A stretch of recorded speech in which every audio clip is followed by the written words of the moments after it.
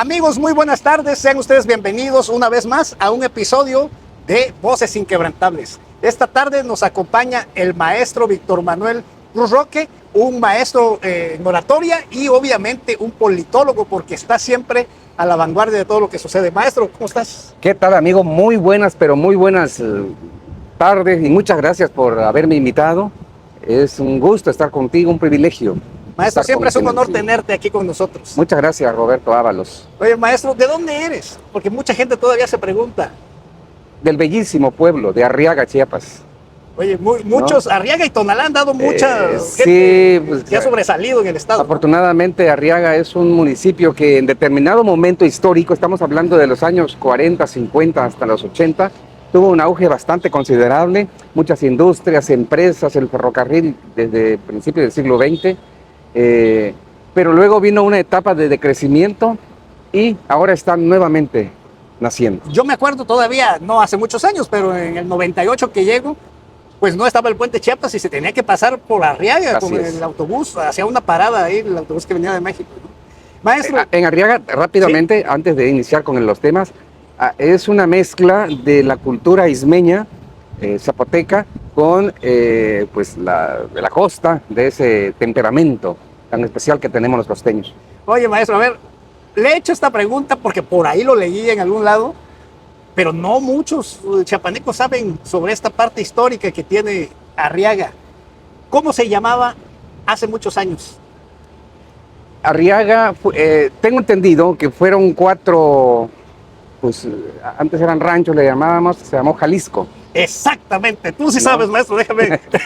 Por supuesto que eran fincas, vamos a llamarle, que tenían confluencia, comunicación entre ellos, pero era un territorio poco poblado, una demografía bastante escasa, y es entonces que poco a poco empezó. En algún libro de historia leí esa parte, incluso había una fotografía de la estación del ferrocarril de Arriaga y que se llamaba el Valle de Jalisco, que incluía Arriaga, Tonalá y por ahí otras zonas. Recordemos que el ferrocarril fue inaugurado en el periodo de Porfirio Díaz, ¿no? Claro, claro. Así es. Y seguramente algunos de los primeros españoles que vinieron con Hernán Cortés, que por cierto fundaron primero allá la región de Jalisco, la región de Sayula, un primo de Hernán Cortés, alguien pudo haber venido para acá y puesto el nombre, por eso Tonalá, con Tonalá, Jalisco, creo yo. Sí. Saco mi conclusión.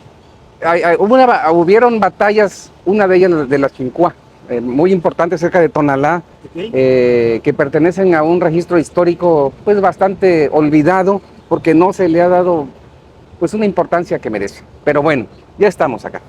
Maestro, ¿cómo ingresas al tema de la oratoria? Porque eres uno de los grandes referentes aquí en el estado, si no es que el máximo, porque no veo. Concepto que te agradezco, apreciación que te agradezco, Roberto Ábalos.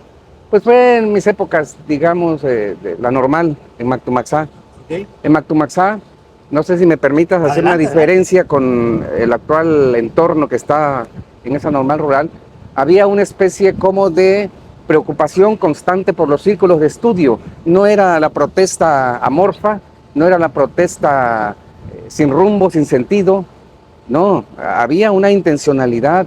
Teníamos de este lado al pueblo, digo, cuando decía al pueblo me estoy refiriendo que los habitantes de Plan de Ayala de Juan Crispín, cuando veían alguna amenaza policíaca, eran los primeros en ponerse en la línea de enfrente. Aquí no pasan. Y nadie se atrevía. Hubo un exgobernador que se atrevió. Pero ahora no. Ahora, perdón, pero parece que tienen la animadversión de toda la sociedad.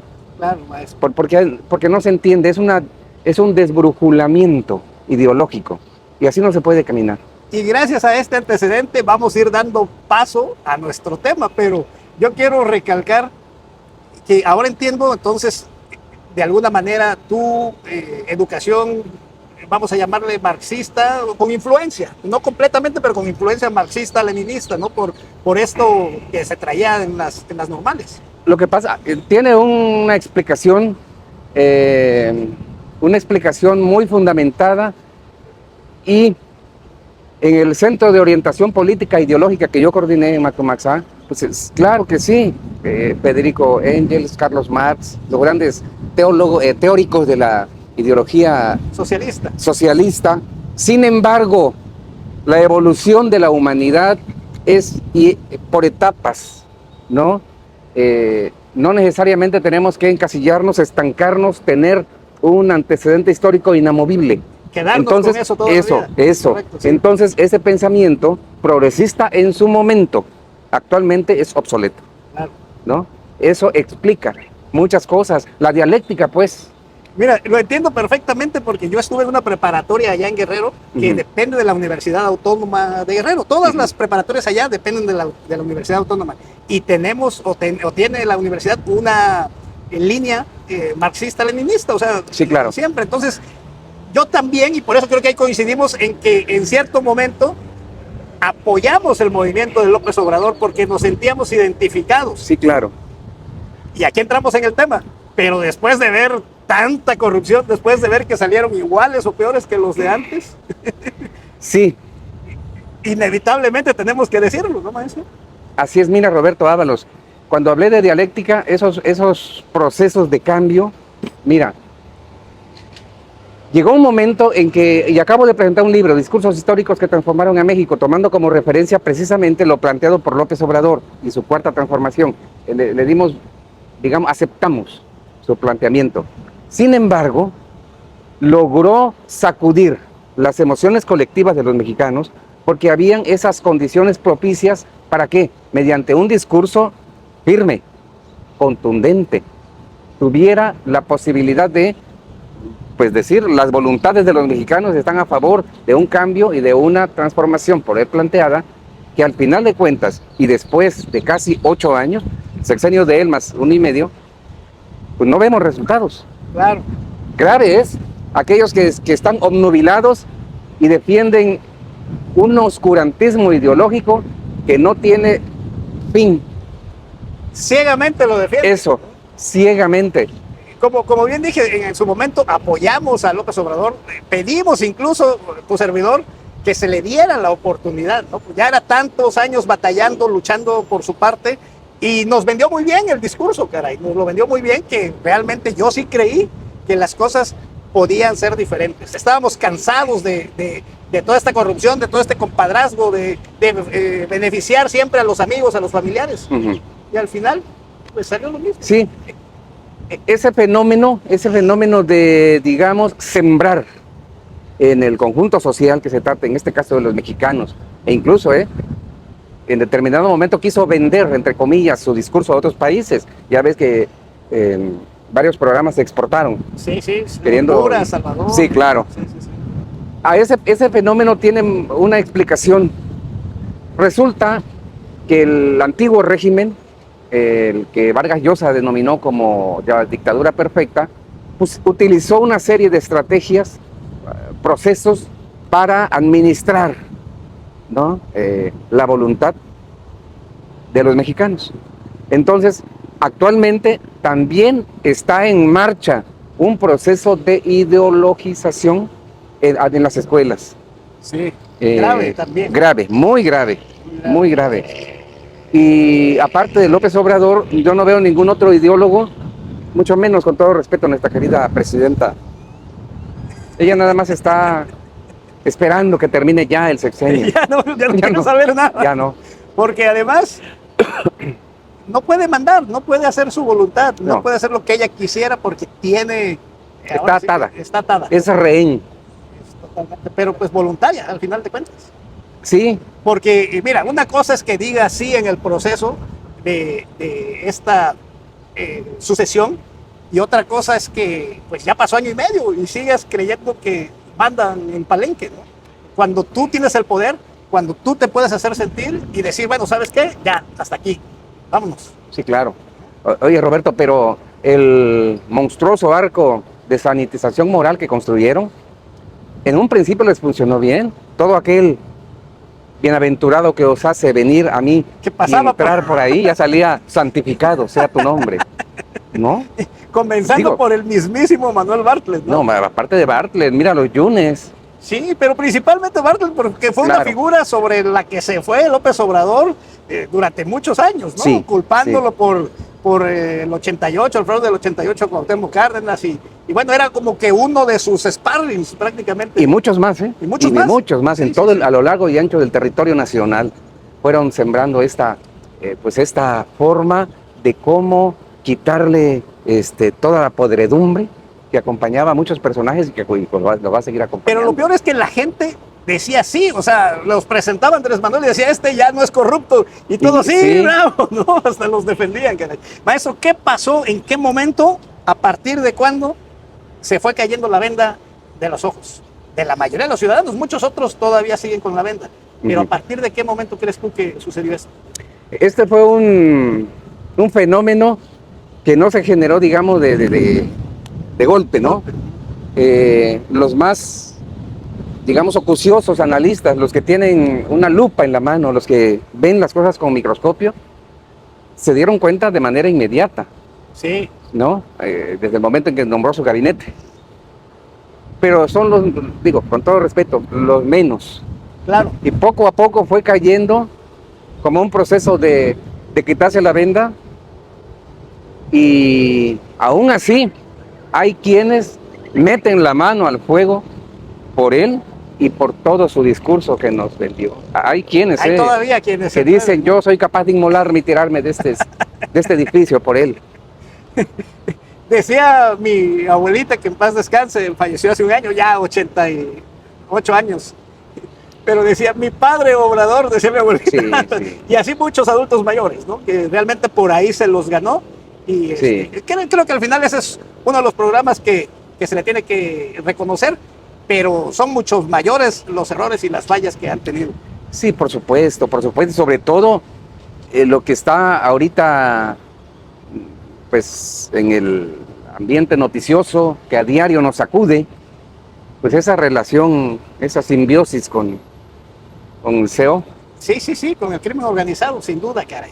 Digo, todos sabíamos que existían este tipo de relaciones, pero no habían sido tan obvias como en el momento en el que López Obrador se baja a saludar a la mamá del capo mayor, caray, ¿no? Yo creo que ahí fue como que el mayor descaro que ha habido. Sí, aquí mira, cuando nos plantea la retórica, es que hay que atender las causas. Nos dijeron, atender las causas, pues es sacar a los jóvenes de esa tentación permanente de guiñarle los ojos al CEO, limpiar de alguna manera las bases podridas de la sociedad a través de la educación. Tiene un brillo discursivo bastante atrayente, ¿eh? Sí. ¿Por qué? Porque cualquiera diría, bueno, extraordinario gobierno que lo va a arrancar de raíz. Pero era nada más un garlito para atraer la confianza. Sí, un discurso al final de cuentas. Sí, y eso de abrazo de novas, digo, no sé, se ganó ya un lugar en la historia. Sin duda. Pero no precisamente en un espacio de honor. Y precisamente hablando de esto, de esta relación entre el poder y el crimen, negaban hace unos días, hace unas semanas, negaban que lo que Estados Unidos decía era cierto. Cuando pedía la detención de estos 10 personajes, incluyendo el gobernador con licencia de Sinaloa, Pruebas. pedían pruebas, los defendían, o sea, nunca ni siquiera se pusieron a revisar, nunca hablaron a la Fiscalía General de la República y dijeron, a ver, chécate esto antes de dar una respuesta pública. Simple y sencillamente se subieron a su burro y dijeron, lo defendemos, lo resguardamos, él no ha hecho nada, aquí no ha pasado nada, y al final de cuentas, pues ese discurso se cae cuando 2 secretarios van y se entregan solos a Estados Unidos. Sí, mira, a ver, existe una especie como de muro conceptual. Ellos le llaman la defensa de la soberanía, y saldrán millones a defender a la patria. Espérame, eso operaba y tenía legitimidad en tiempos de Benito Juárez, cuando la invasión francesa, ¿no? Eso tenía, e incluso con la independencia, eso tenía legitimidad, pero ahorita, hoy hablábamos de los cambios conceptuales. Sí. Ahora, yo no sé, pero muchos mexicanos dirán, sí señor, si esa es la única manera de librarnos de todas estas recuas delincuenciales, señor, bienvenido. Claro. Y es que aquí ellos están dirigiendo el discurso de manera que les favorece, caray. Porque aquí nadie está a favor de que Estados Unidos venga y nos invada. No, y te dicen traidores a la patria. Sí, traidores a la patria. Cuando los traidores fueron esos políticos que se inmiscuyeron con el crimen. Traidores a la patria porque al recibirles dinero a ellos, están manchando sus manos de sangre, esa sangre con la que mueren jóvenes. Esos son los traidores a la patria. Mira, yo he observado, he analizado que están utilizando una especie de plataforma de sembradío ideológico que el PRI y su régimen a partir del 3 de marzo de 1929,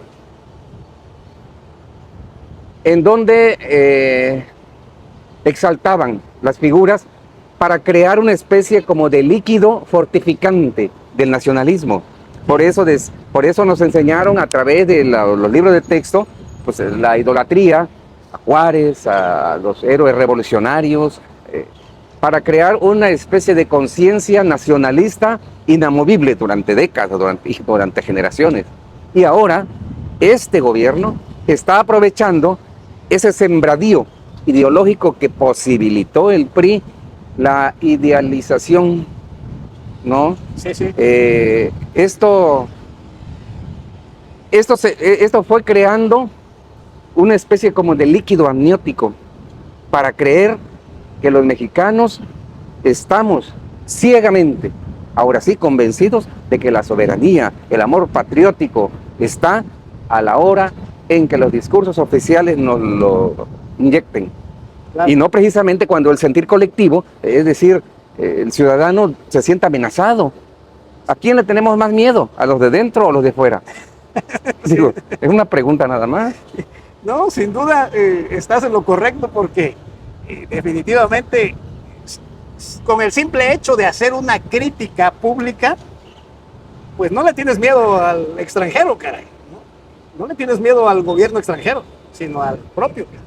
Claro, el otro factor que posibilita y alimenta esto es que en efecto, tú sabes, Roberto Ábalos, y lo saben ustedes, que la nación norteamericana se fue creando a partir de imposiciones, de creerse el policía del mundo, de que es un, digamos, tiene raíces imperiales. Eso sí, eso nadie lo niega, eso no está a discusión, ¿no? De que se cree o se sigue creyendo el papá de los pollitos latinoamericanos, en fin, eso no está a discusión.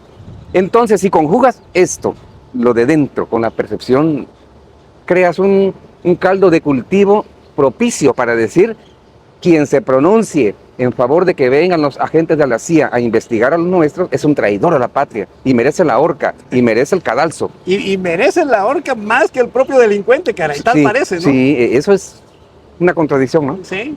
Maestro, Estados Unidos está intentando acabar con la izquierda en toda América. Porque, digo, ya vimos Venezuela. Vemos lo que está haciendo acá en México. Y ahorita, hoy anunció que va contra Raúl Castro. Bueno, a ver, es que también ahí hay una especie como de nadie vaya a querer acusarme de sí estar defendiendo ahora, sí, como defiende la ideología imperialista, ¿no? El problema no es la actitud gringa, yanqui, le decíamos, ¿no? Imperialismo yanqui, sí. El problema es que esa descomposición de la ideología de izquierda que se toma como pretexto para implantar dictaduras. En ninguna parte de la ideología, de los textos, sagrados textos que te ilustran y que te conforman una mentalidad de justicia, de libertad, de democracia, te dice que vas a perpetuarte en el poder. Vaya, Benito Juárez, si no muere en el ejercicio del poder, se hubiera perpetuado. ¿Cuántos años se aventó, por cierto? Digo, ya lleva 14 años. Sí. Y más el que ¿o no? Sí, definitivamente. Porque López Obrador lo tomaba de ejemplo, pero nunca dijo que era un dictador. No, y nunca dijo que se casó por la iglesia. Y otras cosas. Pero bueno, es que en los tratados ideológicos Ahí no te dice que para que realmente seas de izquierda vas a perpetuarte, no sé cuánto llevan los Castro en Cuba y Venezuela y todo lo que degradaron al pueblo. Y lo peor, que te hablan a nombre del pueblo. Es correcto. ¿No? Esa es su carta de presentación. Por un lado, acuérdate que Andrés Manuel les dijo que ese pueblo al que se refiere eran como animalitos, que no pensaban, que no sabían y que había que guiarlos. A ese pueblo se refiere, no a los ciudadanos, porque si no utilizaría esa palabra, pero no les conviene utilizar esa palabra. Sí, además hay que decirlo claramente, en ninguna parte, en ningún tratado de los grandes teóricos de izquierda te dice que vas a tener solo un partido político único y que vas a perseguir y a encarcelar y a asesinar a quienes piensen diferente. No, es que por eso vas a sembrar toda una escuela de cuadros para conformar una conciencia general y su principio básico, la justa distribución de la riqueza. Pero además, mira, maestro, yo sí, te digo, siguiendo esa enseñanza socialista que traía yo de la preparatoria, pues yo sí quería un México justo. Yo Claro, sí quería, no, y lo que seguimos queriendo. Sí, lo seguimos queriendo. Yo sí estaba harto de que los políticos, ¿te acuerdas que se acostumbraba más en esos tiempos con el PRI y el PAN, de que nada más tarjeteaban, firmaban cuentas de restaurantes, hasta de bares de diversión, con cargo al erario, caray? Claro. Y era grosero porque tú como trabajador, como pequeño empresario, como lo que fuera, o sea, con tanto esfuerzo te ganas un dinero y ver cómo aquellos cabrones lo tiraban a la basura, no prácticamente, pues daba coraje, caray, porque no era su dinero, no era algo que le sudara y que lo gastara, ¿no? Entonces estábamos hartos de esas cosas, de que cerraban aquí, recordarás, el Asador Castellanos y otros tantos restaurantes y mariachis y, o sea, una gastadera de dinero con dinero del pueblo. Estábamos hartos de eso. Y al final estos cabrones pues no hicieron lo mismo, no, a lo mejor no fueron tan obvios y derrocharlo en fiestas y esto, pero al final se lo chingaron. Y al final pasó lo mismo y ahí estamos viendo todo lo que ha salido a la luz de los hijos de López Obrador. Sí, aquí hay que entender que tanto la izquierda como la derecha, el centro, etcétera, etcétera, pueden ser guajolotes vestidos de pavos reales. Puede venderse, digo. Sí. El problema es el abuso en cualquiera de sus expresiones ideológicas. Tanto es condenable el abuso en la izquierda como en la derecha. Claro. Es que aquí no hay de otra. Aquí es más, desetiquetemos. Lo desetiquetemos. Si le quitamos las etiquetas a los discursos de López Obrador de que neoliberales, fifís, prianistas, no señores, como decía aquel texto, no son los prianistas, estúpidos, es el pueblo. Porque para ellos con etiquetarte ya te encasillan. Sí. Claro. Maestro, ¿y qué es lo que hacen otros gobiernos? Por ejemplo, el de Estados Unidos o los europeos. ¿No hay corrupción allá? ¿O no son o son coches, pero no tan trompudos como los de acá? ¿O qué pasa? ¿Por qué allá se vive diferente? ¿Por qué los servicios son diferentes? ¿Qué pasa? Por el factor aplicación de la ley, el factor convivencia armónica normada por reglas. La sociedad necesita, pues, para su funcionamiento. Pero tú y yo sabemos y todos sabemos que aquí la cuestión, a ver, todos los mexicanos vimos como un personero de un exgobernador le estaba entregando sobres al hermano de López Obrador, a Pío, ¿no? Y dijo, es que es para mi hermano. Ok. El problema es que estaban culpando al que lo publicó, no al hecho mismo. Sí. Y después de un proceso sale absuelto el que recibe los sobres pero prueba, dice la presidenta. ¿Y qué pasó con eso? El problema es que en otros países eso hubiera sido motivo de sanciones, ¿no? Pero aquí no. Aquí le dieron la vuelta a todo y dijeron, no, pues, milagro no, exigieron que le indemnizaran al señor. Y pues, todavía se dijo con daño moral. Pues estaba pidiendo una indemnización. Sí, ¿verdad? Millonaria todavía. Así es. Pues, ¿qué crees que va a pasar con el tema de Rocha Moya? ¿Vendrán más? ¿Caerán más? ¿Caerá Rocha Moya? Mira, todos ignoramos qué tan grande es el expediente, qué tan voluminoso, qué tanto contiene el expediente ya en poder de Estados Unidos, que nunca debió llegar allá cuando se procesase judicialmente en aras de imponer la justicia, estándares de castigar ese tipo de actitudes, actividades ilícitas, pues yo no veo por qué tiene que traspasar la frontera. Pero como aquí no solo se toleró, se alimentó, se dejó. Entonces, no sabemos, Roberto, y aquellos los están administrando muy Poco a poquito. estratégico, claro. Sí. ¿No? De repente pueden soltar un zarpazo. Claro, y así como fueron por Nicolás Maduro, así como están yendo ahorita años después por Raúl Castro, y obviamente también por Díaz-Canel, quieren ir, pues también podrían venir por el de Palenque. ¿Tú qué crees, Diego? La cercanía, el daño que provocaría es por un lado, pero por el otro, con tal de crear una asepsia, una limpieza profunda de todo esto que nos está agobiando, por así, ya ni modos. De ni modos. Sí, caray. Bueno, ¿cuál crees tú que sea el principal factor por el que la presidenta Claudia Sheinbaum pues decide no actuar? Porque mira, pongamos de ejemplo, y lo puse el día de ayer, el hecho de que Enrique Peña Nieto no esperó a que Estados Unidos viniera. Sí, claro. Detuvo y procesó a 12 exgobernadores. 11 de ellos eran priistas, solo uno del PAN.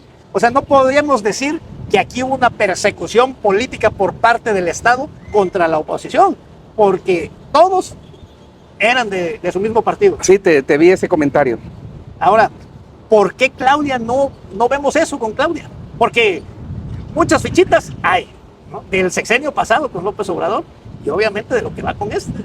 Mira, hasta la época y los días de la campaña, cuando Xóchitl Gálvez gritó y le dijo, narcopresidenta, que después la citaron los tribunales, le dijeron, sí, estuvo duro. Hasta esa fecha, démonos cuenta, hasta esa fecha, muchos no nos enojamos, pero sí nos cayó pesado, reprobamos lo que dijo Xóchitl Gálvez, ¿no? Dijimos, ¿cómo se atreve? Sí, a faltarle el respeto. Pero mira, no es un gran tiempo que ha pasado, son apenas 2 años y medio. Y ya la percepción cambió. ¿Te estás dando cuenta de ese fenómeno? ¿Te estás dando cuenta, Roberto, ustedes, que el fenómeno está cambiando poco a poco? Y los que en ese momento, cuando Xóchitl Gálvez en plena campaña acusó, pues decíamos, no, merece castigo. Sí. Ahorita yo creo que muchos le aplauden.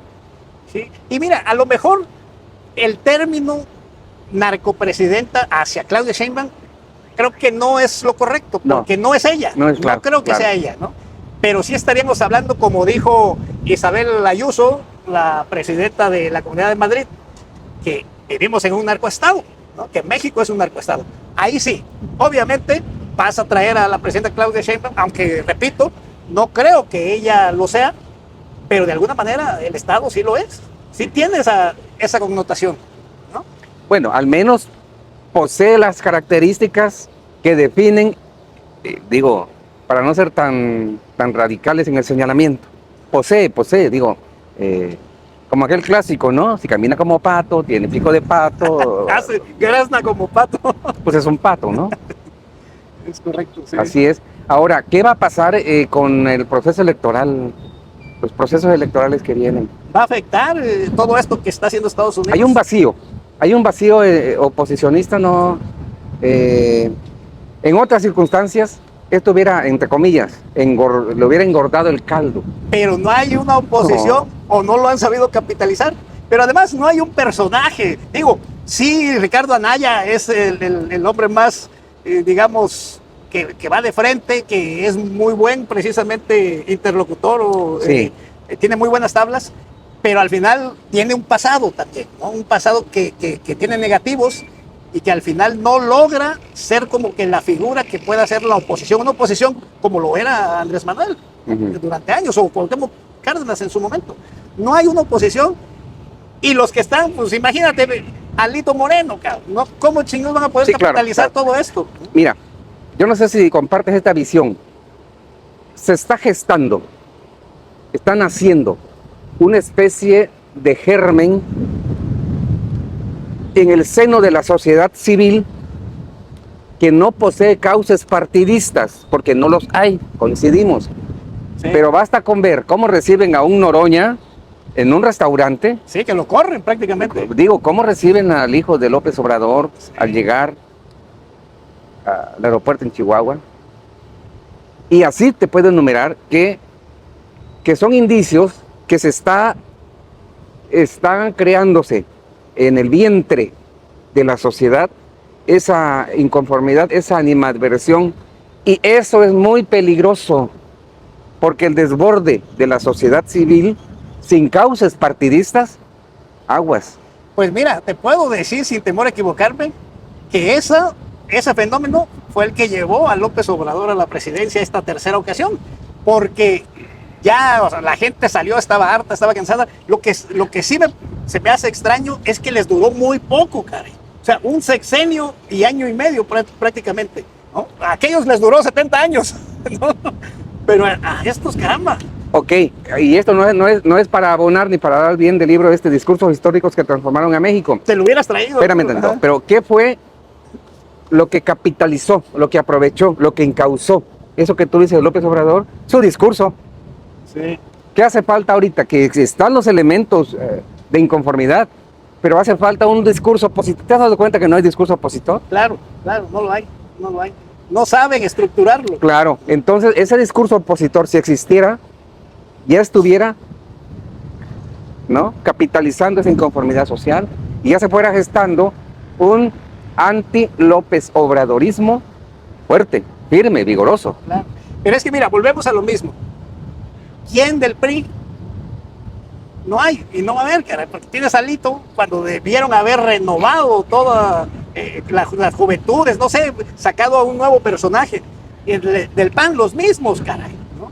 Y a MC, a Movimiento Ciudadano, pues yo creo que le faltan huevos, caray, ¿no? Porque están ahí, pero van con medias tintas y no quieren quedar mal, y luego por aquí apoyan algunas iniciativas de Morena, entonces están tibios. Y a Sí, los claro. tibios, dice la Biblia, ni Dios los quiere, caray, ¿no? Sí, esa construcción que llamamos discurso, que de alguna manera llega a las emociones colectivas, en este momento no hay. Sí, Medio lo dibujan 2 o 3 periodistas a nivel nacional, claro. medio lo pretenden a veces. Bueno, te voy a decir algo que me sorprende. Ajá. Hay cosas que a mí, la nefasta Lili Telles, me daba náuseas, pero ahorita hay cosas que dice, que dices, tiene razón, y así le pasa a muchos. Sí, no, y fíjate, si recuerdas, mencionabas hace un rato de que algunos se dieron cuenta desde el principio de López Obrador, ¿no? Y una de ellas fue Lili Telles, porque recordarás que llegó al Senado como morenista, Sí. caray, ¿no? Convencida por López Obrador para ser parte de su equipo. Y de ahí te puedo mencionar, aparte de Lili Telles, que desde el principio se deslinda, pues hubo varios, algunos secretarios, ¿no? Recuerdo que, no me acuerdo si era el de Hacienda o el de Finanzas, algo así, que dijo, ¿sabes qué? Yo me voy. Estaba este otro senador del PAN, ¿cómo se llama? Jiménez, no me acuerdo ahorita su nombre, pero también se fue. Varios que estaban cercanos, bueno, el mismo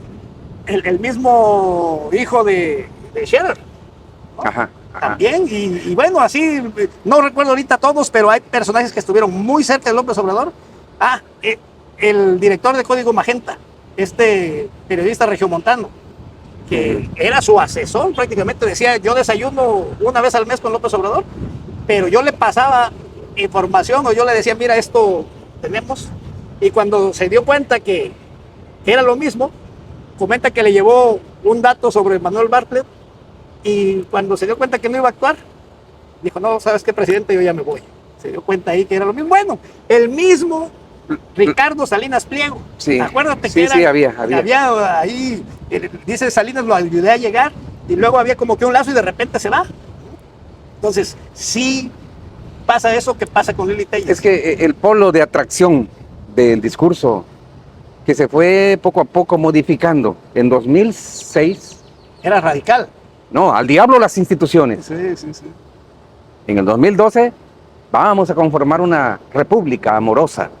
Es decir, lo fue adecuando a las circunstancias, porque sabía que con ese radicalismo hasta muchos de la izquierda le tenían temor a entrarle a los... Y entonces llegó un momento en que logró cuajar Sí, toda esa inconformidad y porque acuérdate que en las primeras dos ocasiones que participa, tenía en contra al Maester Gordillo, Sí. ¿no? Al de mineros, ¿no? A los líderes sindicales fuertes. Y al final los logra, Pedro Aces también, al final los logra conjuntar para que lo apoyen en el 2018. Como tú dices, cambió el discurso radical y lo fue suavizando. Y ahora pues tenemos esto. Y lo peor que en estos escenarios, Roberto, en estos escenarios como el que vive México hoy, se construyen especies de muros de contradicción permanente, en donde la descalificación es lo que suple, lo que supera a la argumentación. Porque yo he escuchado que le dicen, Loré de Mola, no le debaten. Si te enseñara yo cómo me mientan los No, sí, chayotero. Igual, a ver, sí. argumenta. ¿Por qué sí, por qué no? Vamos al debate. O presenta No. pruebas, te dicen. ¿No? Entonces, esto es el resultado de esa polarización. Pero va perdiendo la batalla el otro lado. Porque yo digo, tampoco está uno contando, ¿no? Pero poco a poco se va desgranando ese apoyo que tienen de aquel lado. Definitivamente. Ahora, pues quien logre capitalizar todo eso, seguramente va a tener muy buenos dividendos, no solo a nivel presidencial, sino en diputaciones, en senadurías, en gobernaturas, ¿no? Sí, pero como hay un vacío, pues, opositor. Sí.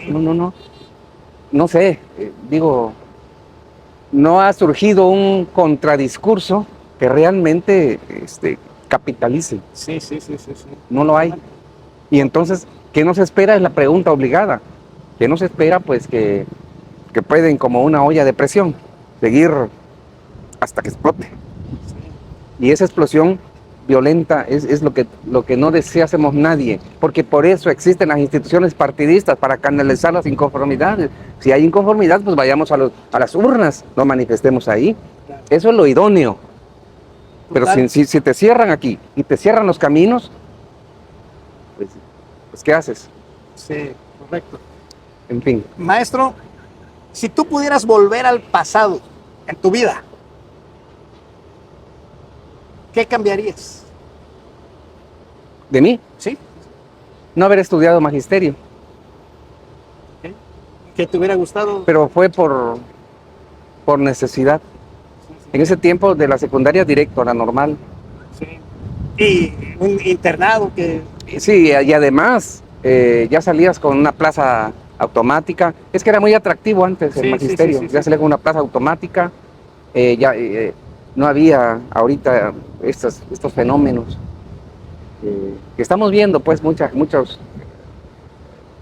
escuelas normales preparándose, hacen un examen. Hay una descomposición terrible en todo esto, fíjate, Roberto. Vemos con gran preocupación cómo ante la vista de todos nos están cacheteando, abofeteando, no solo al magisterio, a los padres de familia, a los estudiantes, a todo mundo. Cuando te dice la Suprema Corte, ya no pueden reprobar a nadie del nivel básico. ¿Cómo? ¿Cómo no se les ocurrió cuando yo estaba estudiando? No. No, sí, claro. Viene el fútbol, vamos a cortar las vacaciones. Sí. Mírame, ¿es capricho qué? Ocurrencia. Ocurrencias. Bueno, y En si fin. estuviera en tus manos regresar al pasado y cambiar una decisión política de cualquier actor, ¿cuál sería? Yo tuve presente, no muy cerca, porque 3 días antes de que mataran a Colosio nos entrevistamos. No podía venir a Chiapas por el movimiento zapatista. No podía. Entonces nos dijo el presidente del PRI en ese tiempo, Gerardo Pensamiento Maldonado, van a ir de diferentes sectores, dos empresarios, 2 agricultores, 2 sindicalistas, 2 periodistas. Tu servidor y Fernando Arévalo Zabaleta. Fernando, el papá de Fernando Arévalo, don Fernando, que en paz descanse. El 19 de marzo nos entrevistamos del 94 en la Ciudad de México, en Insurgentes Norte. Y entonces una foto que la aprecio mucho. Llegando a Chiapas, porque en camión y todo, vemos la noticia, así como esta hora, acaba de fallecer Luis Donaldo Colosio. En ese momento se dio el contexto histórico, pero tampoco existió en ese tiempo algo que conjugara el clamor zapatista que estaba en todo su esplendor creciente con la inconformidad, digamos, la guerrillera civil con la partidista civil, con los cuadros institucionalizados. No hubo un acercamiento ahí entre ambas expresiones, la que estaba en el sur, en la selva lacandona y en varios municipios, y la que se produjo por la falta de liderazgos también, porque había un régimen autoritario de Salinas de Gortari. Pero, ¿qué es lo que pasó? Eso fue en el 94. ¿Qué es lo que pasó en el 2000? Bueno, llega Vicente Fox, ¿no? Ahí hubiera sido propicio estudiar esos momentos. Si yo, como tu pregunta es, ¿qué hubiera hecho? Quizá con esta misma visión hubiera yo estudiado cómo pudieron haberse generado esos enlaces para darle otro curso, porque al final de cuentas, pues el cambio de la alternancia, como le llaman ahorita, pues no nos trajo nada bueno. Algo peor resultó. Maestro, hay tema para otro programa con eso de precisamente de Colosio, ¿no? De esa sucesión o alternancia con Fox, la muerte de Luis Massieu, o sea, No, hay espérame. mucho tema ahí, ¿no? Y, sí, no, y fue caldo de cultivo, Sí. para que también algunos actores locales, como Pablo Salazar Mendiguchía, logró conjuntar a 8 fuerzas políticas nacionales, entre ellos el Partido Centro Democrático, que lideraba Manuel Camacho Solís, del cual yo fui candidato a diputado federal aquí en Tuxtla. Okay. Pero logró también algo así como López Obrador, nos engañó a muchos. Y después los persiguió a los periodistas. En fin, es otro tema. Muy bien, hay mucho tema. Bueno, pues ya estamos llegando al final del programa. ¿Algo que quieras decir? Agradecerte y felicitarte. Creo que te lo dije fuera de cámaras y te lo reitero. Gracias. Bien, tus reflexiones en estos temas son bienvenidas, están teniendo bastante aceptación. Gracias, maestro. Yo sé que este podcast también lo va a tener por tu presencia y por toda tu sabiduría. Muchísimas gracias, Roberto. No, pues aquí estamos y bueno, para despedirnos, ¿qué crees que viene para los mexicanos? ¿Tenemos esperanzas de que las cosas van a mejorar con la cuarta transformación? A corto plazo no.